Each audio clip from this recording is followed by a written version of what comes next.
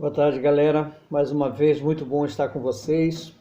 Espero que todos estejam bem, juntamente com seus familiares. Meu abração para todos, meu carinho, saudades aí. Na última aula, nós tivemos a oportunidade de trabalhar as páginas 52 a 55, entendeu? Então, nessa videoaula eu vou corrigir o conteúdo da aula anterior, foi postado lá na plataforma, e também eu vou dar uma certa, digamos assim, um certo resumo do capítulo 3, entendeu? Sobre 3 tópicos, né, que é a sexualidade humana, relações, um outro tópico, né, falando que relações envolvem sentimentos, e por último, relacionamento e felicidade. Nesse segundo tópico, entendeu? Nesse segundo, digamos assim, nessas segundas observações que eu vou fazer, que vão da página 72 a 77, eu já coloquei lá na plataforma, eu vou pedir para vocês fazerem um texto dissertativo, entendeu? O que é um texto dissertativo? Vocês vão argumentar, tomando como referência o conteúdo ou o conhecimento que vocês adquiriram ao se apropriarem do conteúdo que está nas páginas, e vão expor o ponto de vista de vocês. Então, nesse último trabalho, que é o trabalho de hoje, entendeu? Do dia 15, vocês vão fazer esse texto, então, dissertativo, que eu já coloquei as características dele aí, no mínimo com 20 linhas, tá ok? Então, assim, ó, voltando, tá, para a correção da aula do dia 8, a primeira pergunta é o seguinte: o que é nidação? Deixa eu só ver aqui, o que é nidação? Então, nidação é a implantação do embrião no endométrio, beleza? Então, assim, ó, eu vou ser bem objetivo nas respostas, devido ao tempo, devido àquela situação que eu falei para você já em outras ocasiões, a fragilidade, digamos assim, do meu celular, que não é lá um Apple, né? Então, bora para frente. Pergunta: qual é a função do hormônio HCG? Que é esse hormônio, né, em inglês, ele é lido de trás para frente, que é o gonadotrofina coriônica humana. É um nome gozado, né? Então, pergunta: qual a função desse hormônio, que na realidade ele é uma glicoproteína hormonal. Então, a função dele, ele interrompe o ciclo menstrual. Ou seja, ele impede a ocorrência de menstruação e ovulação. Número 3, tem a figura de um feto, e ele serve de referência para responder as perguntas 3 e 4, tá? Então ele pergunta o seguinte: cite as funções da placenta.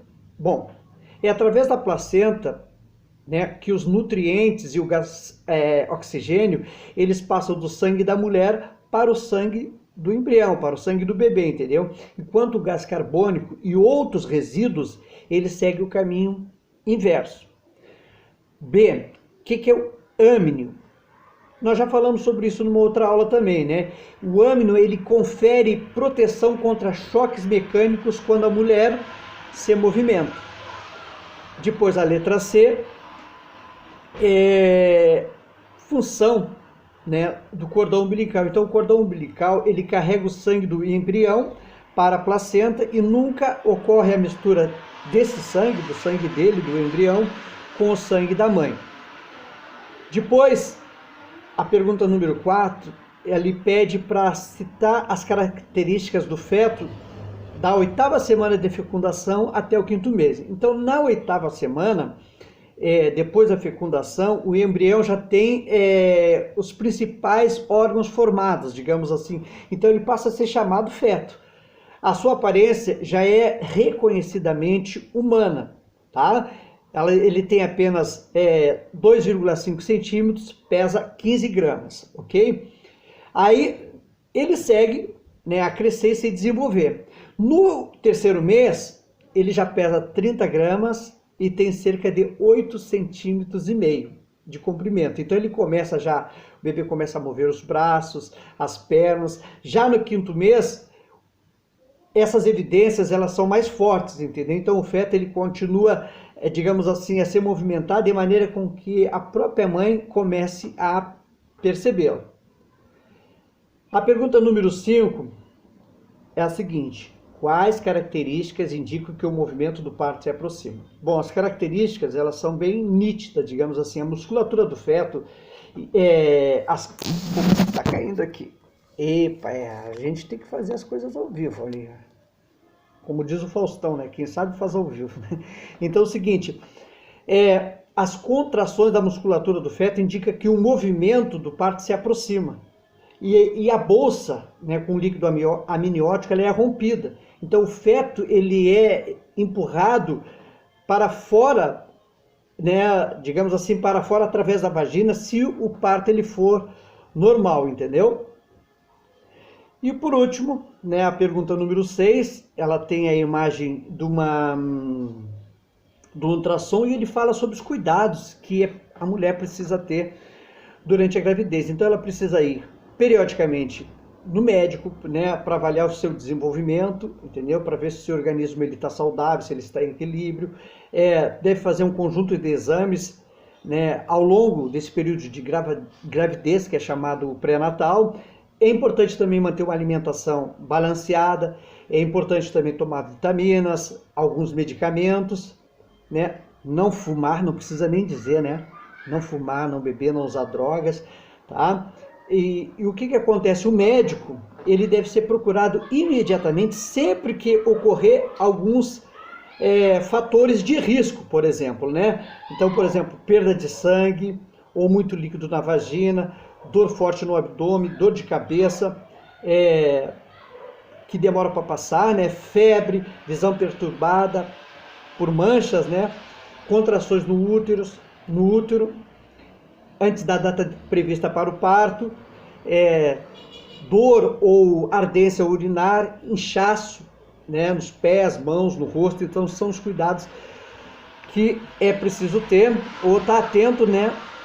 Nesse sentido, porque pode ser alguns indicadores que alguma coisa não está legal, tá bom? Então o próximo conteúdo, gente, ele, como eu falei para vocês, é o conteúdo do texto dissertativo que vocês vão fazer. Eu estou seguindo ele digamos assim, basicamente na íntegra do texto. Então não é aconselhamento meu, entendeu? Porque de repente parte do que vai ser falado aqui é um diálogo que vocês têm que ter com o pai de vocês, com a mãe, né? Porque ele fala sobre questão de afetividade, de relacionamentos. Então eu estou, de certa forma, reproduzindo de certa forma, o que está no texto, correto? Até porque, assim, algo relativo a sexo, né? Eu penso que a pessoa só tem que começar a pensar nisso dentro de determinados padrões depois que já é maior de idade, né? Então, assim, só para deixar claro essa perspectiva, né? Eu tenho uma filha que está com 28 anos, então conversava com ela sobre isso, sexo, namoro, tá? E tenho uma filha pequena, né, de 9 anos, que na medida do possível também a gente conversa com ela dentro de uma linguagem que seja, digamos assim, acessível, aceitável, entendeu? Então, da página 72 a 77 do capítulo 3, que fala sobre sexualidade e métodos contraceptivos, nós vemos o quê? Que na espécie humana a reprodução ela vai muito além do ato sexual, então, e muito além da união de gametas.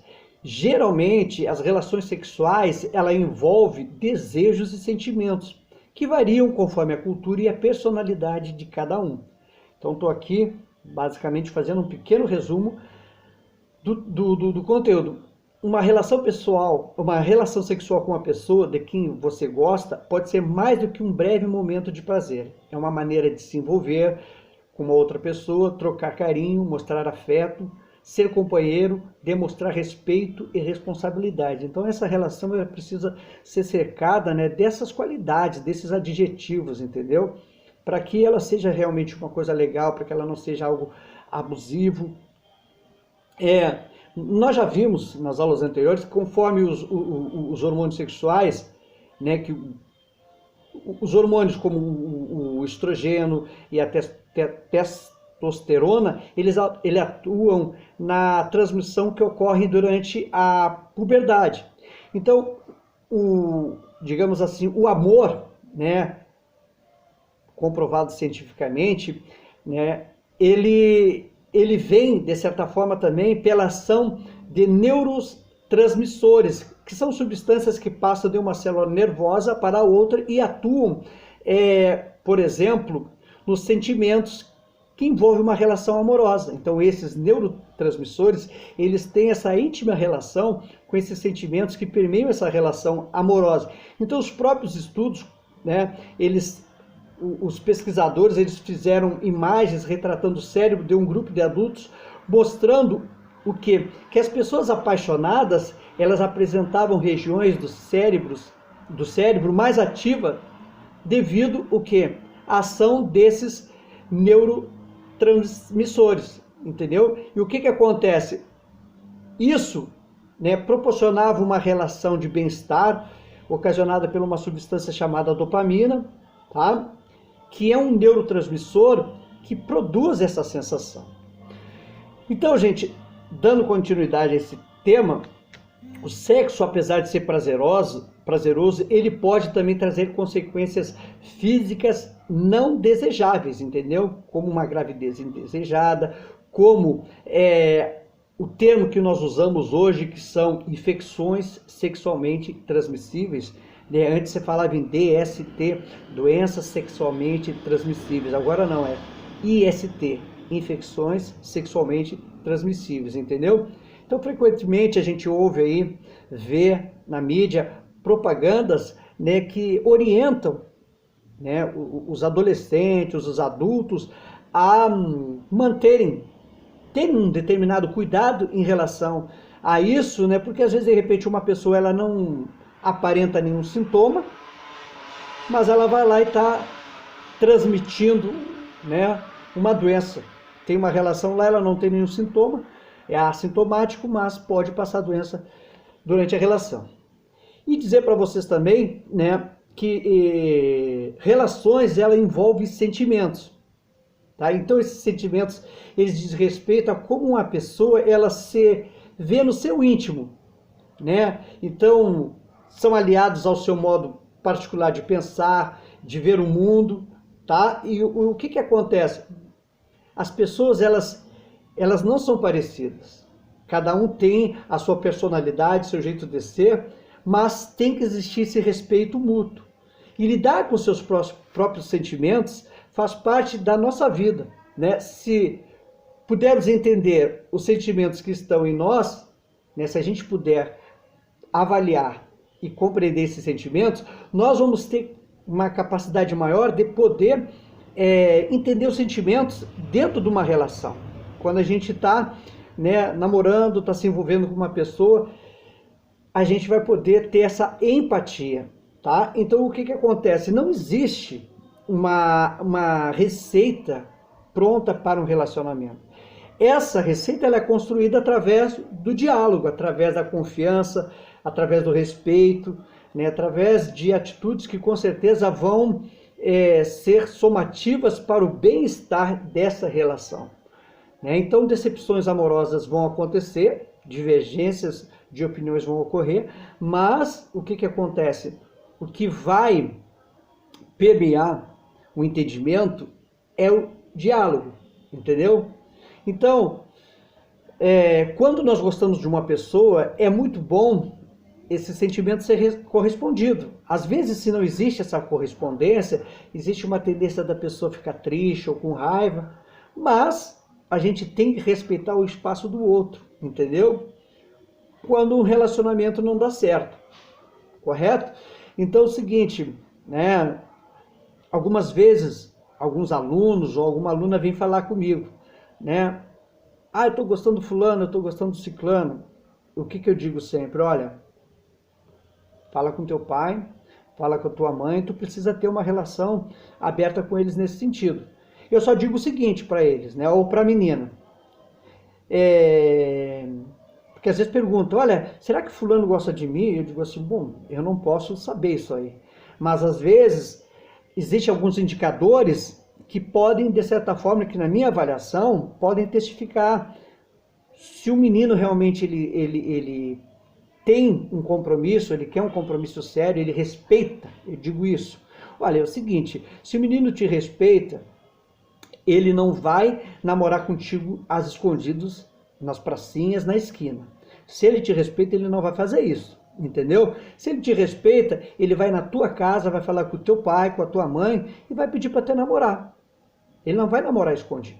Então, se ele realmente gosta de você e se ele te respeita, ele vai ter essa postura, entendeu? Então é importante conversar, dialogar, entendeu? Existir um apoio mútuo, porque às vezes essa pessoa que você está conhecendo hoje, né, é a pessoa que vai te acompanhar para a vida toda, tá? E os nossos relacionamentos, eles têm que ser relacionamentos que, na medida do possível, possam ser alicerçados na felicidade. As pesquisas dizem, né, dinheiro é bom, mas dinheiro não traz felicidade. E que a maioria das pessoas que são felizes, elas são felizes desfrutando daqueles bens primordiais para a nossa vida, um trabalho, uma roupa, um alimento, uma casa, um agasalho, entendeu? Então isso, a felicidade, ela deve ser construída diariamente, até principalmente, né, quando nós temos que sair da nossa zona de conforto. O que é sair da zona de conforto? Mais uma vez, ó.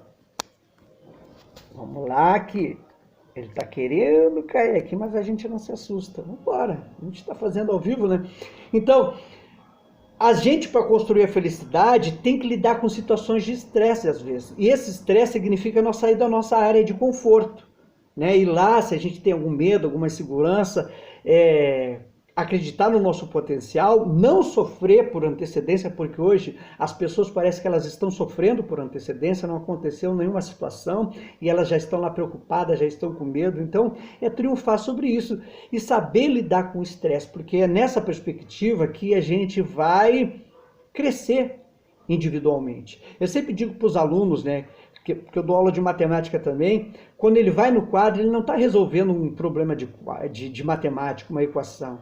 Ele está triunfando sobre uma insegurança, sobre um medo que às vezes ele carrega, e a partir do momento que ele vai no quadro e ele resolve aquela questão, isso dá uma resposta para o cérebro dele da capacidade que ele tem, e ele se sente fortalecido, ele se sente motivado.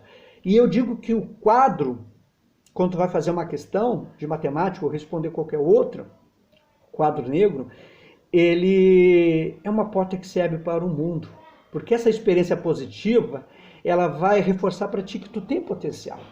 Então, às vezes, muitas pessoas, elas procuram lidar com estresse através do álcool, das drogas. São situações que vão trazer uma falsa felicidade, né, ou uma falsa resolução do problema momentânea, né? Então é o seguinte, os pais de vocês vocês não lembram, mas de repente os pais de vocês lembram dos Beatles, lembram do John Lennon, e o John Lennon um dia ele disse o seguinte: não se drogue por não ser capaz de suportar a sua própria dor. Eu já estive em muitos lugares, mas só me encontrei em mim mesmo. Nós só vamos nos encontrar na relação com nós mesmos, entendeu? No diálogo franco com os nossos pais, com as pessoas que a gente ama. Até porque, para terminar, né, parafraseando um autor que eu não lembro o nome, desculpa, felicidade não são as circunstâncias que nos encontramos que produzem felicidade na nossa vida. É a maneira como nós enxergamos elas, né? Tem um pensamento que eu sempre guardo para mim, que é, não fazendo apologia a nada, porque a gente não pode falar hoje do jeito que está essa situação, né? Mas eu estou falando para vocês, eu estou na minha casa, a gente está tendo essa aula, Mateus 6:22. A luz do corpo são teus olhos. Se os teus olhos forem bons, todo o teu corpo será cheio de luz. Então, mais ou menos querendo dizer isso, que não são as circunstâncias que nós nos encontramos que produzem felicidade, e sim a maneira como nós reagimos a tais condições. Ok? Abração para vocês, para os pais de vocês, que esteja tudo bem aí. Logo a gente vai estar junto aí com uma segurança maior, tá bom? Uma tranquilidade maior. Desculpe aí os deslizes do telefone, que ele deu uma caidinha, mas isso faz parte, tá bom? Beijo!